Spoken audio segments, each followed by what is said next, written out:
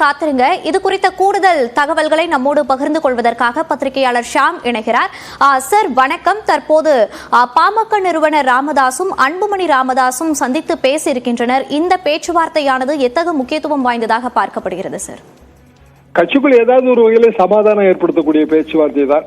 நேற்றைக்கு உங்கள் தொலைக்காட்சி சொல்லதிகார நிகழ்ச்சியில் கூட இது பற்றி விவாதித்தோம்.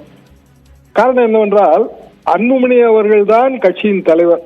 சொல்லப்போனால் தேர்தல் ஆணையத்தின் அதிகாரம் பெற்ற தலைவர். டாக்டர் அவர்கள் எவ்வளவுதான் மரியாதைக்குரியவராக சீனியராக கட்சியை உருவாக்கினவராக இருந்தாலும் இன்றைய தேதிக்கு சட்டப்படி அவருக்கான அதிகாரம் என்பது இல்லை.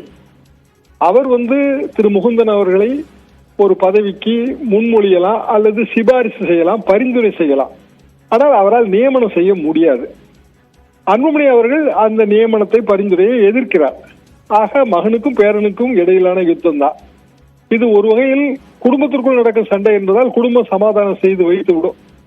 நான் எப்படி இதை யூகித்தேன் என்றால், திரு முகுந்தன் அவர்களே பதவியிலிருந்து விலகுவது போல ஒரு தோற்றத்தை ஏற்படுத்துவார்கள் என்றுதான் யூகித்தேன்.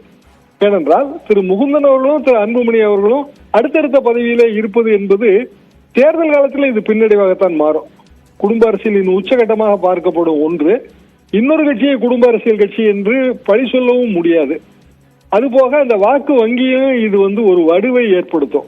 எனவே ஏதாவது ஒரு வகையிலே முகுந்தன் இளைஞரணி தலைவராக பொறுப்பேற்பதிலிருந்து அவராக முன் விலகிக் கொள்வார் என்பதுதான் எனது எதிர்பார்ப்பு. ஏதோ ஒரு வகையான சமாதான பேச்சுவார்த்தை நடந்திருக்கிறது. இல்லையால் அன்புமணி அவர்கள் வெளியே இது அடுத்த ஆண்டுக்கான செயல் திட்ட வகுத்தல், மற்றபடி கட்சிக்குள் இருக்கிற பிரச்சனைகளை நாங்களே பேசி தீர்த்துக் கொள்வோம் என்கிற மாதிரி ஒரு சூசகமாக அப்படி சொல்லி இருக்க மாட்டார். ஆக ஒட்டுமொத்தத்தில் இந்த யுத்தம் என்பது தற்காலிகமாக ஒரு முற்றுப்புள்ளி விழுந்திருக்கிறது என்றுதான் நான் யூகிக்கிறேன். இணைப்பில் கருத்துக்களை பகிர்ந்தமைக்கு நன்றி ஷாம் சார். கோகுல் விவரங்களை பகிர்ந்தமைக்கு நன்றி.